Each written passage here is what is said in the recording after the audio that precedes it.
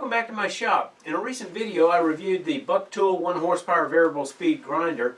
Today we're going to show you exactly how we set it up, while we mount it on a base, remove the stock tool rests and replace them with a more robust tool rest that comes with the Oneway Wolverine sharpening jig system.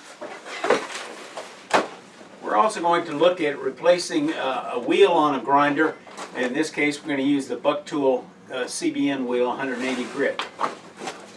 And we're going to discuss a little bit about why I prefer the Oneway to the cheap knockoff sharpening systems.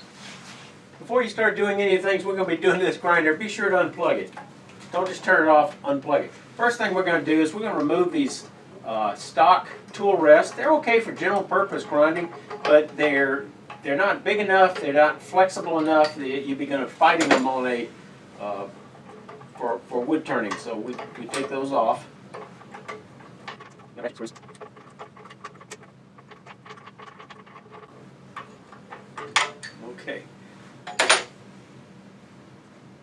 So next I'm going to replace one of these aluminum oxide wheels with that Buck. The CBN wheel. Let me show you how we do that. So the first step in replacing the wheel is taking the cover off. Most grinders come with 1-inch wheels and stone wheels, and the shroud protects those in the unlikely, but certainly a possibility, of that stone wheel exploding. With CBN, you don't have that risk. So typically you're going to have about 3 screws to remove to get that shroud off.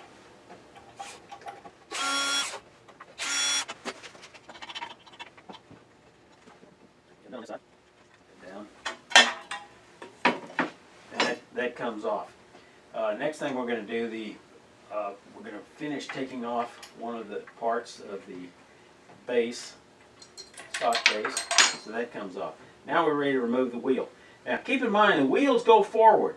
As a result, on the left-hand side, instead of righty-tighty and lefty-loosey, it's going to be righty-loosey, lefty-tighty to remove it. The other side is going to be a standard thread. So the thread's backwards on the left-hand side.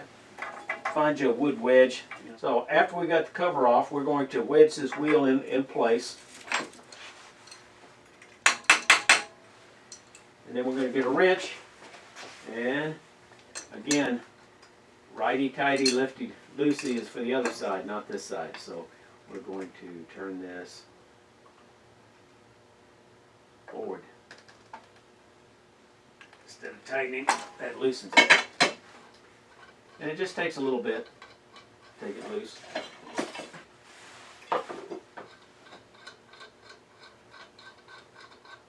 Righty-loosey on the left-hand side. Alright, we're going to take the flange off.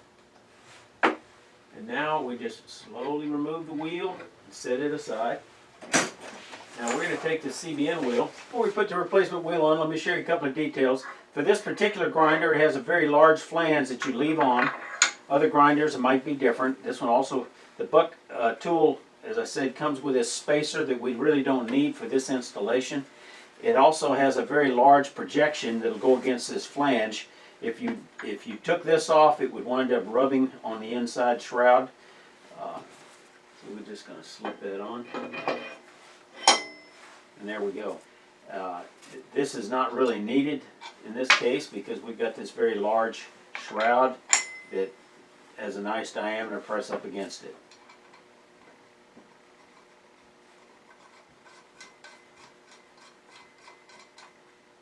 Then you can actually hold the wheel to give this a little bit of a pop to snug it up, because that's all it really takes.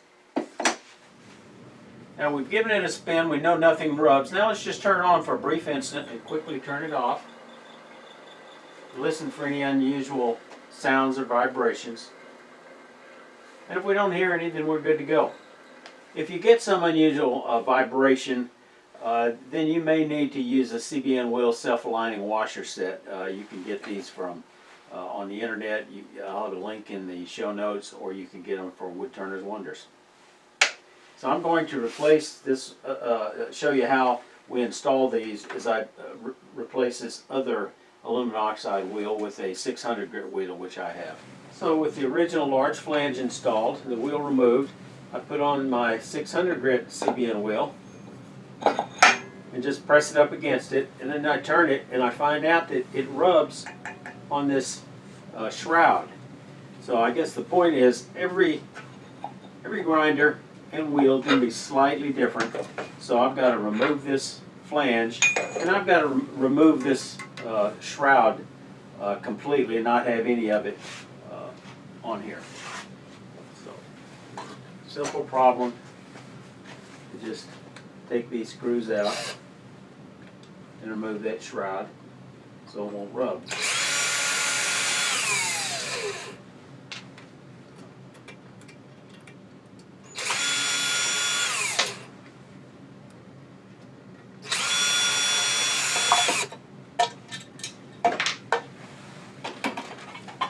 Now we got the shroud completely removed.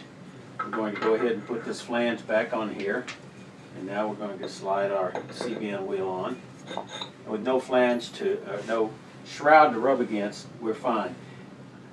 And this is not really an issue. You don't have to worry about exploding. You just have to be aware that you got the full wheel exposed, but it's not something that you're likely to be sticking your hands in. So that's not an issue.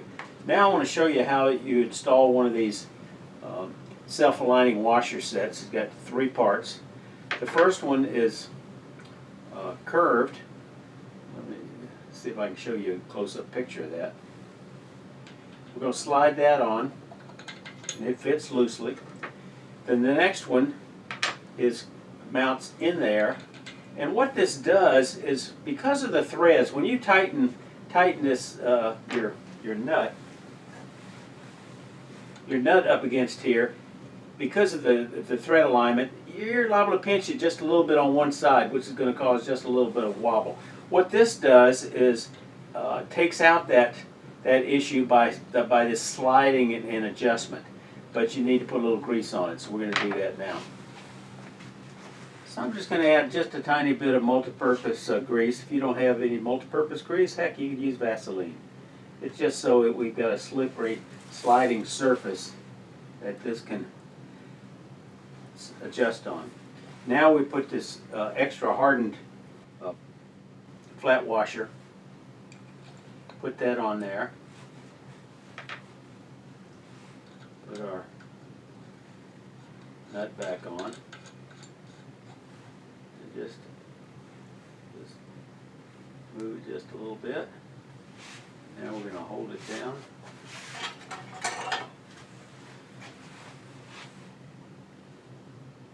And I'm just going to hold on to the wheel while we make that final tightening. It just has to be snug. And I see the whole wheel's turning, so it's snug. And we've got it. Now, let me show a close-up of this.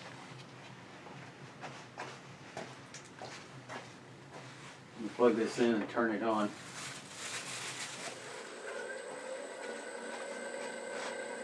And I don't know whether you can see that the shim is, I mean, it looks like it's wobbling a little bit because they're not in perfect alignment, but the wheel is in perfect alignment, if that makes sense. So no vibration, everything runs smooth. Turn it off.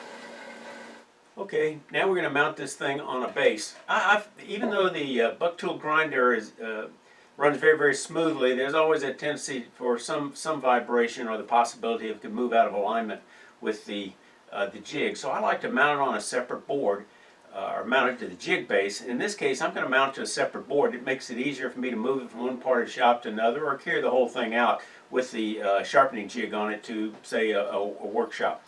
So I'm using a scrap of 2x10 pine, which I had on hand. Actually, a scrap of 3/4 inch plywood would work just fine, but I didn't have any. Now, this has got it's got rubber feet on it that I'm going to leave on there because they're part of the fastening system for the underneath to keep the electronics in there. So what I've done is I've drilled some recess holes that they will fit in, and that will keep it very, very snug. I've also drilled and countersunk some holes in the back that I'm going to run some bolts up under so I can actually clamp this this down onto the board so it'll be very firm and rigid. Now, I'm also, just so I have a rounded corner so I won't snag when I'm moving around it, I'm just using a large washer and marking those corners. I'm going to nip this with a bandsaw and then run it over to the my belt sander to kind of round it smooth a little bit. Alright, this thing is a beast. Let me see if I can get it over these bolts.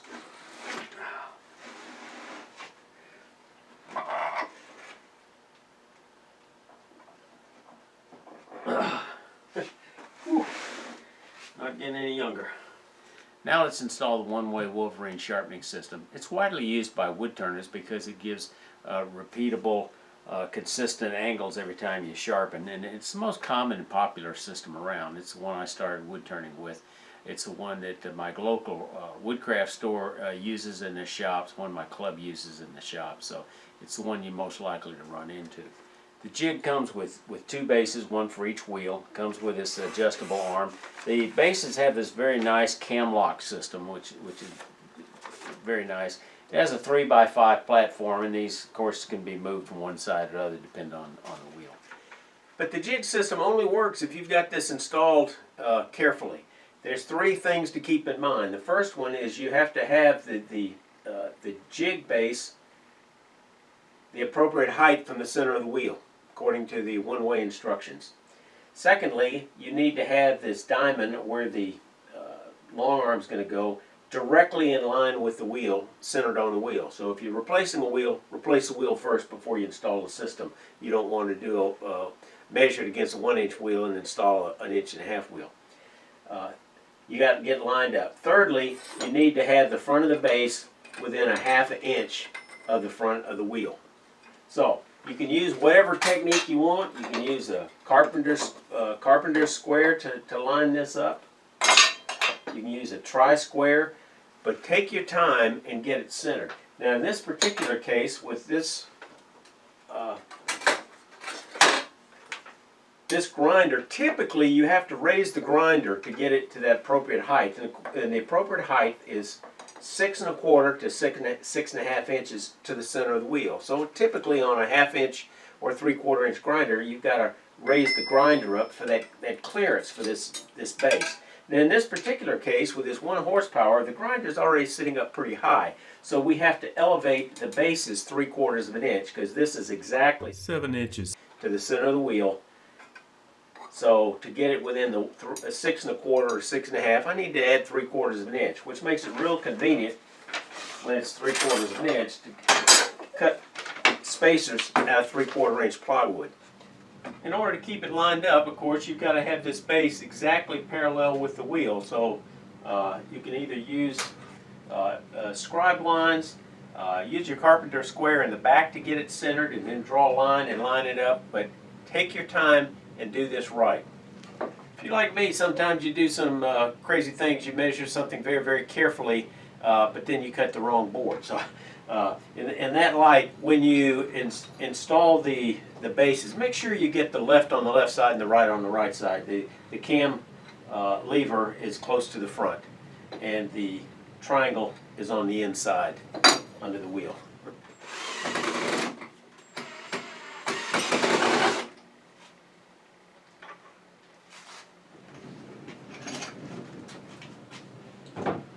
Oh, this is a beast. 57 pounds. Alright, now all I gotta do is put a couple of long screws in here to hold it down on the base. So the adjustable platform is primarily for flat type of tools such as your skew, parting tool, various scrapers, and some experienced turners like Richard Raffin and Tomislav Tomaszek actually do their gouges here, but I prefer to use a Wolverine jig. Let me show you. So the Wolverine jig, for me, is just faster and easier for repeatable grinds with minimal loss of metal. I noticed the new Wolverines, I saw an ad on Amazon, comes with a plastic positioning jig that looks like it could be pretty handy. Unfortunately, I got older stock from Woodcraft that didn't come with it, but it looks like this. If you look online, you'll find a number of cheaper knockoffs for the Wolverine jig. I don't get paid. I'm not sponsored by them. I paid for this at my local woodcraft store. I would suggest avoid the knockoffs. They're cheaper for a reason. It's just not worth the effort. They're liable to have problems with the grind, a thinner material. The Bear grind doesn't hold as well. But if you've had any experience with a cheaper knockoff than Wolverine that you're happy with, please share it with us in the notes below. So that's how I set up my Buck Tool 1 horsepower variable speed grinder with CBN wheels and the one-way system. I think it makes for a very fast, complete system. The faster you can sharpen and get repeatable grinds with a nice edge, the happier you're going to be wood turning. In a future video, sometime after the first of the year, I'm going to do one or more videos on actually using the Wolverine system to sharpen. Also plan one on choosing CBN wheels, so stay tuned for that. And remember, y'all stay safe. Come on back, you hear?